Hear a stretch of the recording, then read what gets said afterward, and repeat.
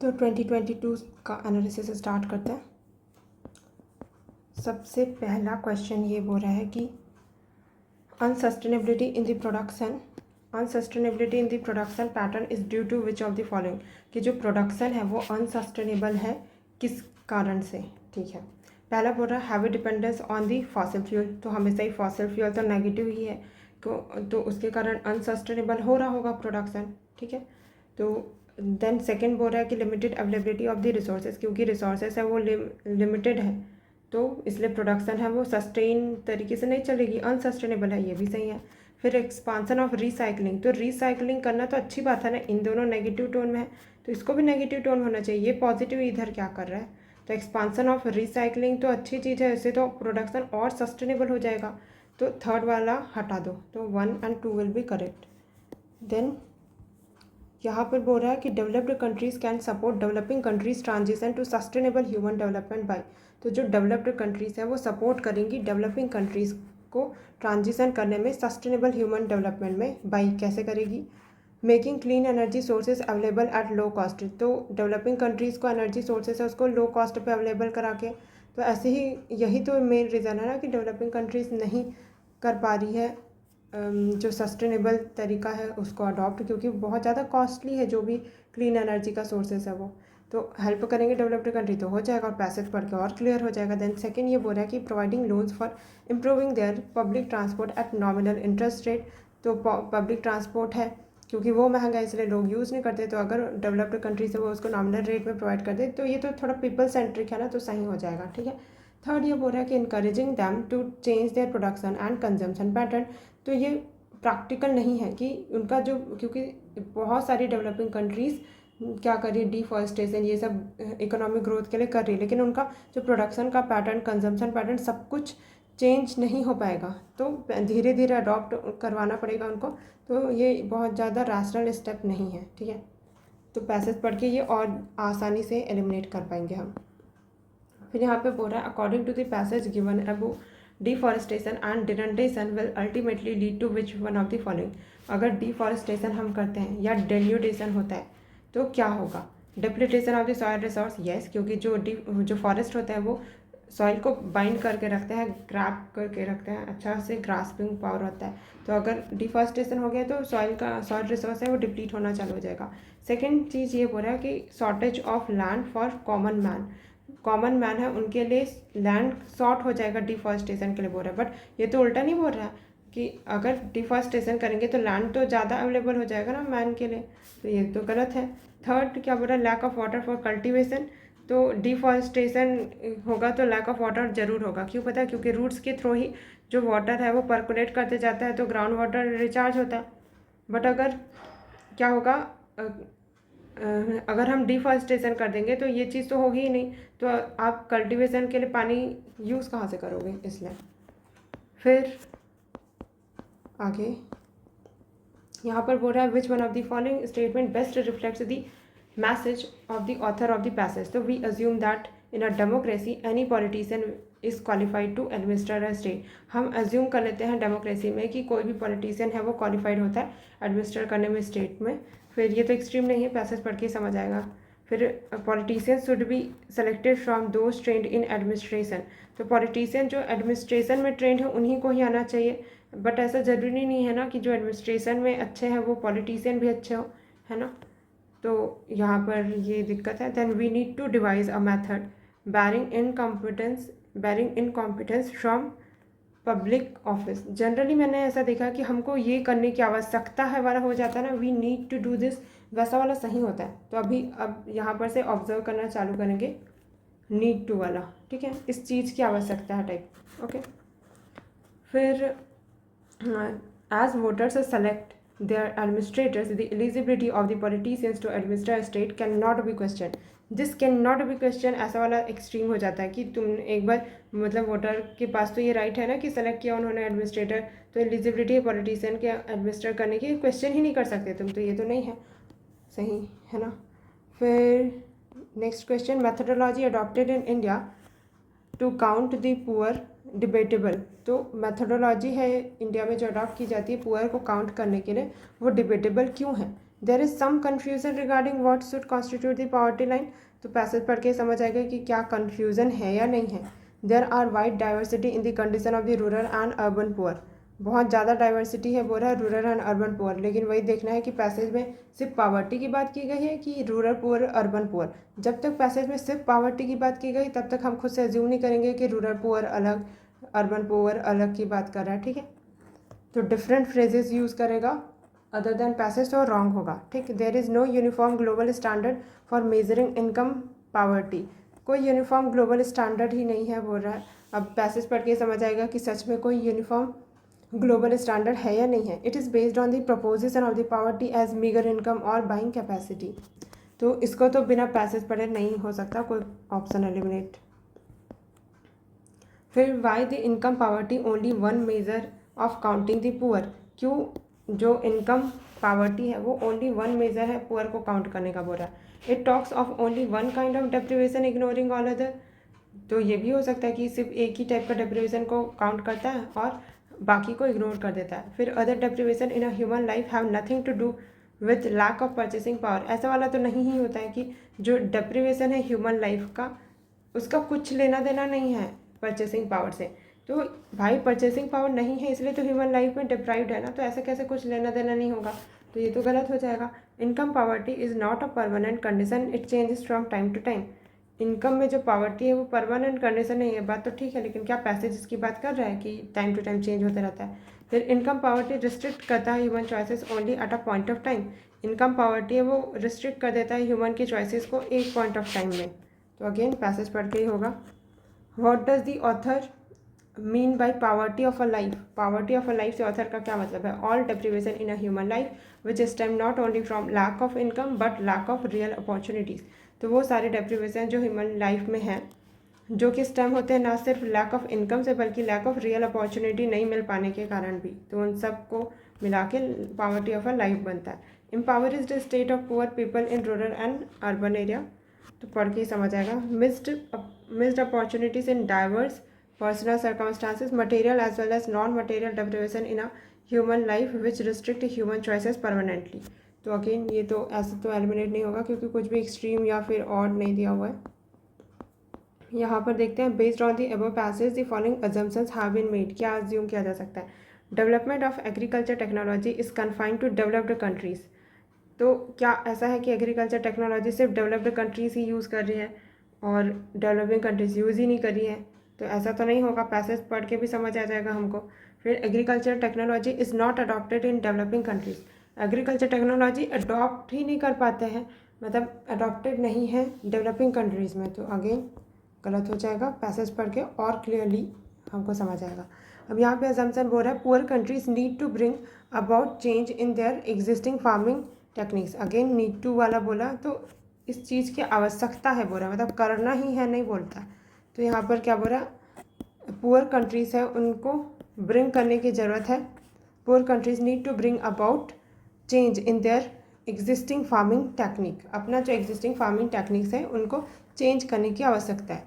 फिर developed countries have better infrastructure and they waste less food. Again वही कि कभी डेवलप्ड कंट्रीज़ को कार्बन एमिशन के टाइप पे नेगेटिव लाइट में दिखा देता है, कभी डेवलप्ड कंट्रीज़ को पॉजिटिव लाइट में, और ये हमेशा अजम्पशन वाले क्वेश्चन में पूछेगा। बट ऐसे हम हमारा भले प्रायर नॉलेज अज्यूम करने को बोलेगा, लेकिन जब तक पैसेज ने ऐसा डेवलप्ड कंट्रीज़ को अच्छे से नहीं बताया है कि बहुत ज़्यादा क्रिटिसाइज़ किया तब नेगेटिव होगा, और बहुत ज़्यादा इनकरेज किया तभी पॉजिटिव होगा, अदरवाइज हम ऐसा अज्यूम नहीं करेंगे, ठीक। फिर बोल रहा है कि based on the above passage following assumptions have been made growing enough food for future generation will be a challenge. एक चैलेंज हो जाएगा इनफ फूड ग्रो करना। तो ऐसा भी नहीं बोला कि इनफ फूड ग्रो करना फ्यूचर के लिए इम्पॉसिबल है, विल बी अ चैलेंज। देखा जब सही करना था तो ऐसा वाला लिखा विल बी अ चैलेंज, एक चुनौती हो सकती है ना, चुनौती होगी। बट क्या पहले ऐसा क्या लिखता था कि जब गलत करना रहता था तो कि growing enough food for future generation will not be possible, ऐसा टाइप का है ना। देन सेकेंड ये बोल रहा है corporate farming is viable option for food security in poor countries. की कॉर्पोरेट फार्मिंग अगेन जो ट्रेडिशनल की जगह है कॉर्पोरेट फार्मिंग है उसको ज़्यादा इन लोग पॉजिटिव लाइट में दिखा रहे हैं। बट क्या पैसेज में ऐसा कुछ कॉर्पोरेट फार्मिंग के बारे में मेंशन था, तो अगेन ये जो फ्रेज़ है वो पैसेज से पिकअप किया है तब ठीक है कि फार्मिंग है उसको कॉर्पोरेटाइजेशन होना चाहिए ऐसा करके, तभी ठीक है, अदरवाइज अपने से तो ऐसा नहीं रेस करेंगे इशू, ठीक है। फिर यहाँ पर नेचुरल सिलेक्शन काफ़ी लॉन्ग पैसेज है। According to the passage, natural selection can not anticipate future environment on the earth as, जो नेचुरल सिलेक्शन है वो एंटिसिपेट नहीं कर सकता कि क्या फ्यूचर इन्वायरमेंट होगा अर्थ में। तो क्यों ऐसा हो रहा है? तो species not fully prepare to face the environmental changes that await them will face extinction. हाँ, ये तो है कि कोई भी स्पीसीज कैसे फुल्ली प्रिपेयर हो सकती है कि फ्यूचर में 40 डिग्री सेल्सियस होने वाला टेम्परेचर, तो मैं पहले से ही प्रिपेयर हो जाती हूँ कि मेरा अब बॉडी ही इतना अडॉप्टेड हो जाए, ऐसा तो नहीं हो सकता ना, तो ये सही होना चाहिए। फिर all the existing species would get extinct as their genomes will not withstand biological mishap. तो ये तो एकदम एक्सट्रीम चला गया कि एक भी स्पीसीज नहीं बचेगी, सारी एग्जिस्टिंग स्पीसीज है वो क्या हो जाएंगी, एक्सटिंक्ट ही हो जाएंगी, क्योंकि उनका जीनोम विथस्टैंड नहीं करेगा। किसी का जो जीनोम होगा ना, इतने सारे स्पीसीज है, एक भी इस जीनोम है उनका अगर अडॉप्ट कर लिया तो उस बच जाएगा एक्सटिंक्ट होने से, तो बहुत एक्सट्रीम है ये। फिर inability of the genome to withstand environmental changes would result in extinction, क्योंकि जो जीनोम है वो इनेबल नहीं होगा विथस्टैंड करने में, किससे, इन्वायरमेंटल चेंजेस से, तब उसका रिजल्ट क्या होगा, एक्सटिंक्शन। तो कितना लाइटर से स्टेटमेंट है। Then extinction of species is a common feature, extinction है स्पीसीज का, ऐसा नहीं कि कभी नहीं सुना है, होता है, ये कॉमन फीचर है। तो ये पैसेज पढ़ के और क्लियर हो जाएगा, ठीक है। किसी एक को हटाना है, ऑप्शन देख के भी पढ़ना, ठीक है, चारों सही नहीं है, कोई एक ही गलत है, तो सबसे रॉन्ग क्या लग रहा है उसके हिसाब से हटा सकते हैं, ठीक।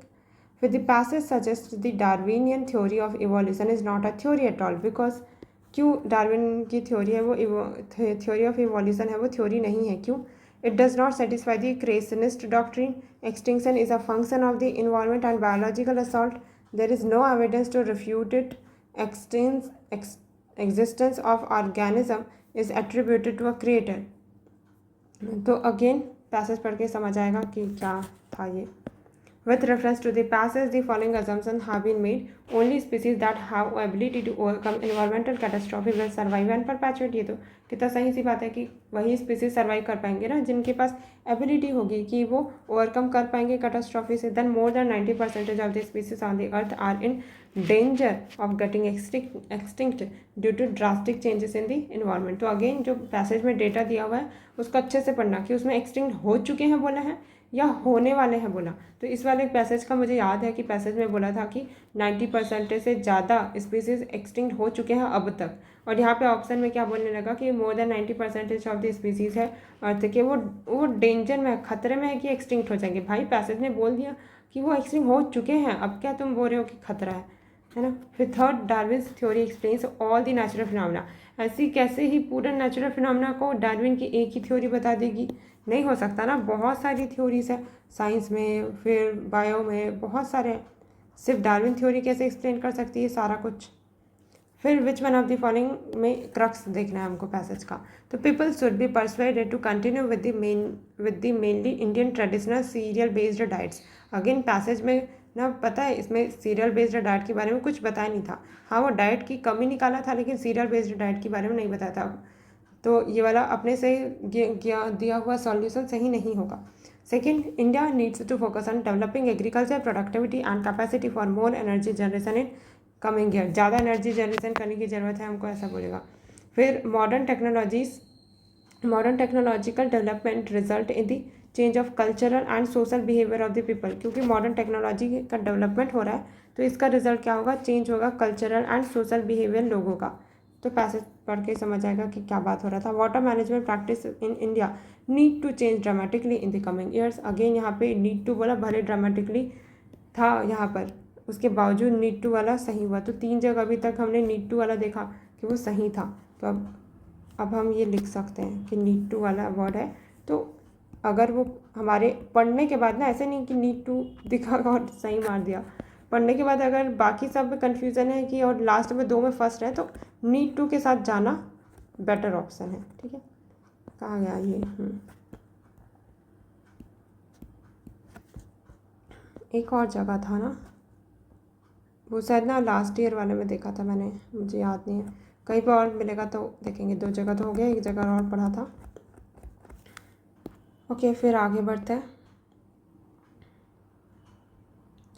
The passage is based on the idea, किस आइडिया के ऊपर बेस्ड है। अगेन ऐसा जब पूछते हैं ना आइडिया कौन सा है, तो थोड़ा सा ब्रॉड वाला ऑप्शन चूज़ करना और पॉजिटिव वाला, ठीक है।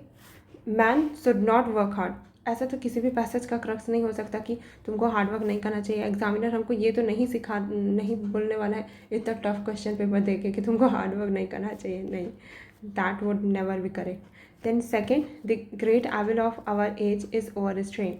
जो हम ग्रेट एविल है हमारे एज का, वो ओवर स्ट्रेन है कि हम बहुत ज़्यादा टेंशन लेते हैं। Man can not think well, ये तो कभी भी नहीं होगा। मैन तो सबसे ज़्यादा थिंकिंग बीइंग है ना, वो कैसे सही नहीं सोच सकता, बोलेगा नहीं। तो देन डी बोल रहा है कि man can not care for his spiritual welfare. सिर्फ केयर करने से नहीं होगा ना, उसके लिए एक्शन लेना होगा। तो ऐसा तो हम नहीं बोल सकते कि मैन है वो अपने स्पिरिचुअल वेलफेयर के लिए केयर नहीं करता। तो सबसे पॉजिटिव यहाँ पे यही है कि जो ग्रेट एविल है हमारे एज का, दैट इज़ ओवर स्ट्रेन, कि हम बहुत ज़्यादा स्ट्रेन लेते हैं। Then 42, man does not seek self improvement because he, man है वो सेल्फ इम्प्रूवमेंट सीख नहीं करता। क्यों नहीं करता? It is not intellectually capable. Again man का इंटेलिजेंस को रिस्ट्रिक्ट नहीं किया जा सकता। Then has no time to do so, man के पास टाइम ही नहीं। ऐसे कैसे हो सकता है कि अगर इंसान करना चाहे सेल्फ इम्प्रूवमेंट तो वो टाइम निकाल लेता है, तो टाइम ही नहीं है ये, दिस इज़ तो एक्सक्यूज़ ना। Then is distracted by the materialism, से डिस्ट्रैक्ट हो गया इसलिए वो सेल्फ इम्प्रूव नहीं कर रहा है। ये तो अपने ऐसा लग रहा है कि एग्जामिनर अपने एक्सक्यूज़ेस दे रहा है या हमारे एक्सक्यूज़ेस को रिप्रेजेंट करने का ट्राई कर रहा है। Then loves amusement and is mentally ideal, तो जो सेल्फ इम्प्रूवमेंट का टाइम है उसके जगह वो इंसान क्या चाहता है कि दिन भर तो वो काम किया, हार्डवर्क किया, तो अब जो टाइम लेज़र टाइम मिला है उसको वो अम्यूज़मेंट एंड मेंटली आइडियल में बिता देता है। सेल्फ इम्प्रूवमेंट नहीं करना चाहता, इसलिए वो सीख नहीं करना चाहता है।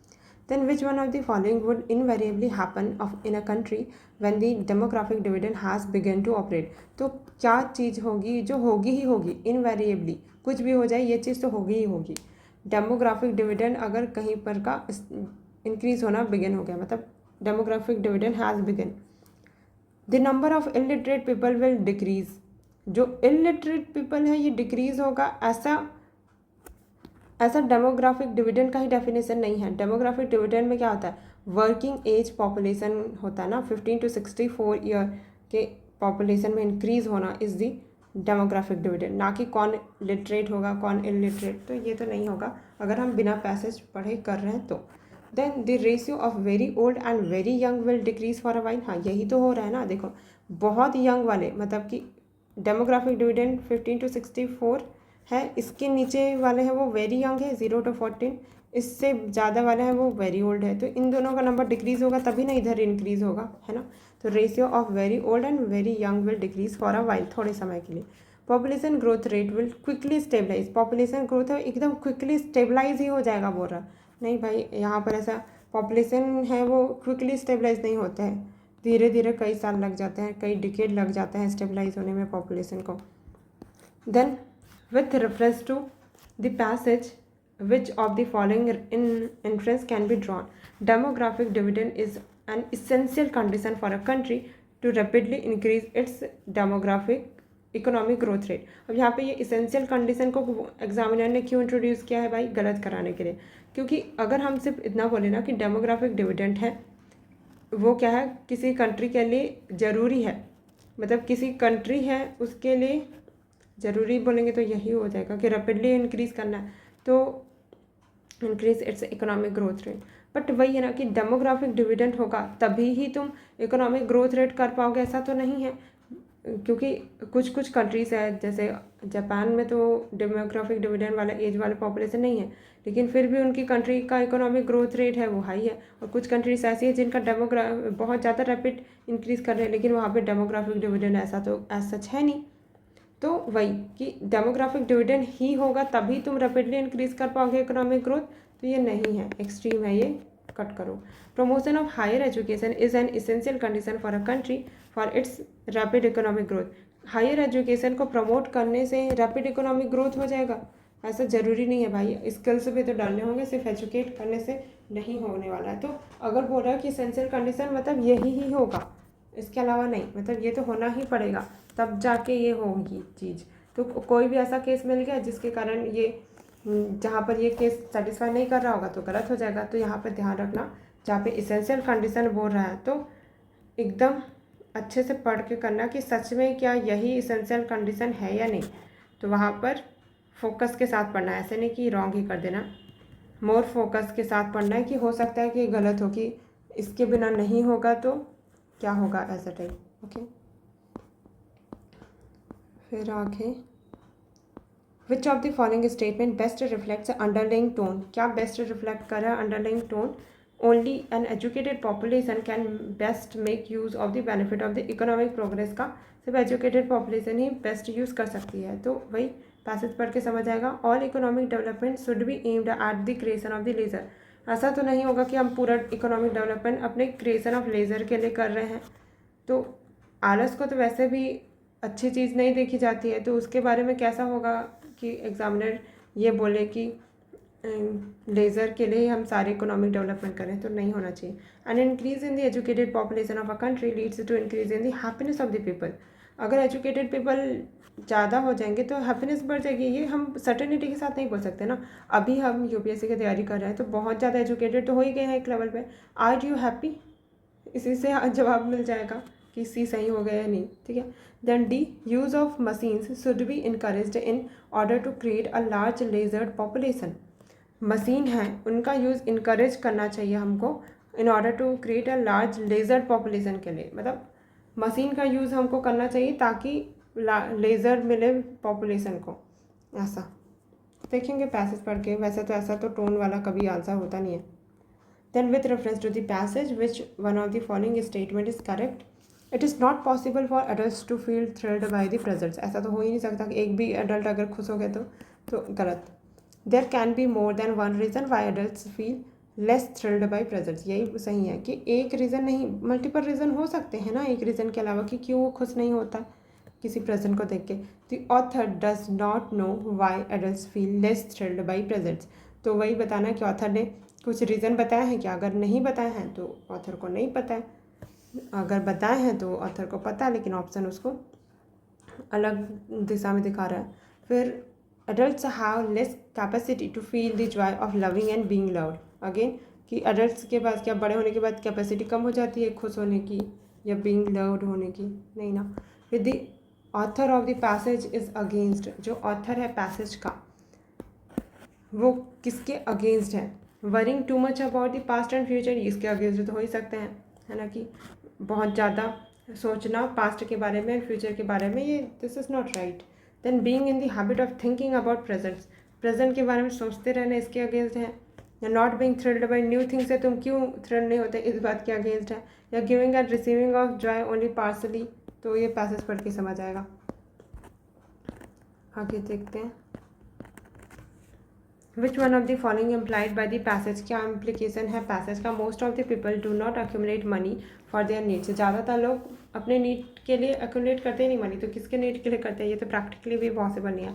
Most of people never fail to accumulate money for their needs, ऐसा भी नहीं हो सकता कि ज़्यादातर लोग फेल ही नहीं होते हैं, जितना उनको मनी चाहिए होता है उतना अक्यूमुलेट कर लेते हैं। मुझे 1 करोड़ चाहिए, मैं अक्यूमुलेट कर पा रही हूँ क्या? नहीं ना। तो यहाँ पे तो मोस्ट ऑफ बोला है कि सब लोग, मैक्सिमम लोग कर ही पा रहे हैं, तो ऐसा तो हो नहीं रहा है। लेकिन तो then there are people who fail to accumulate money for their needs. हाँ, तो ये ठीक है, मोस्ट ऑफ नहीं बोला ना यहाँ पे कि देयर आर पीपल, कि कुछ लोग ऐसे हैं जो फेल हो जा रहे हैं अक्यूमुलेट करने में money for their needs. There is no need to accumulate money, money को अक्यूमुलेट करने की ज़रूरत ही नहीं, आवश्यकता ही नहीं है बोल रहा है, तो ये तो गलत होगा। ऐसे कैसे? बिना मनी के इस दुनिया में कहाँ गुजारा होने वाला है भाई। फिर मेन आइडिया क्या है पैसेज का? People should not be influenced by opinions of others, दूसरे के ओपिनियन से इन्फ्लुएंस नहीं होना है, ये बोल रहा है। People should accumulate as much money as they can, जितना मनी इकट्ठा कर सको कर सको, ऐसा तो नहीं बोलेगा, इनकरेज नहीं करेगा। फिर people should neither give nor accept, ये तो एक्सट्रीम स्टेप है ना कि ओपिनियन दो भी मत लो भी मत। People will succeed in any undertaking if they do not accept any opinion at all. अगर गलत डायरेक्शन में जा रहे हो फिर तुम ये सोचने लगो कि दूसरा का ओपिनियन मैं लूँगा ही नहीं, लूँगी ही नहीं, तब तो ऐसा तो हो गया ना, ऐसा एक्सट्रीम वाला नहीं होगा सही। With reference to the above passage which of the following statement are correct? Conventions are the source of rights of man. तो ये पैसेज पढ़ के समझ आएगा। Rights of man can be exercise only when there is a social order, अगर social order है तभी rights of man exercise हो सकते हैं। अगेन पैसेज पढ़ के। एंड फिर दी ऑथर्स अजम्पशन क्या है about the scientific research, scientific research के बारे में ऑथर का क्या अजम्पशन है? It is never very valuable, scientific research अब कभी भी वैल्यूएबल नहीं रहता, तो साइंटिफिक रिसर्च ही क्यों करते हैं? प्रैक्टिकली ही ये साउंड गलत ही हो रहा है। इट्स समटाइम्स वेरी वैल्यूएबल, कभी कभी एकदम वैल्यूएबल हो जाता है, इसलिए हम लोग साइंटिफिक रिसर्च करते हैं क्या? नहीं ना, बहुत टाइम ऐसा होगा कि वैल्यूएबल ही रिजल्ट आएगा, इसलिए करेंगे, कभी कभी फेल हो जाएंगे, ऐसा होना चाहिए। It is never without some value, यही मैं बोल रही थी कि कुछ ना कुछ वैल्यू तो हो गई, कि जो तुम पता करने गए थे उसके लिए साइंटिफिक रिसर्च किया लेकिन कुछ और ही पता लग गया, तो कुछ ना कुछ वैल्यू तो निकल आ ही जाएगा। It is always very valuable, ऐसा भी नहीं बोल सकते कि हर एक साइंटिफिक रिसर्च किया और एकदम ही रिवॉल्यूशनरी चीज़ें पता चल रही है, ऐसा तो नहीं हो सकता ना। Then according to the author not many research results can be of value to an intelligent investigator, बहुत सारे research not many research results can be of value, बहुत सारे रिसर्च के रिजल्ट वैल्यूएबल नहीं हो होंगे किसी इंटेलिजेंट इन्वेस्टिगेटर के लिए, और research result is always valuable to an intelligent investigator, जो रिसर्च है उसका रिजल्ट हमेशा ही वैल्यूएबल होगा अगर कोई इंटेलिजेंट इन्वेस्टिगेटर है, तो हमेशा ही वैल्यूएबल होगा ये नहीं बोल सकते। Any research result can be of value to an intelligent investigator, तो कोई भी रिसर्च का रिजल्ट वो कैन बी ऑफ वैल्यू, वो कुछ वैल्यू का तो होगा ही अगर वो इंटेलिजेंट इन्वेस्टिगेटर है, तो ये बात ठीक है।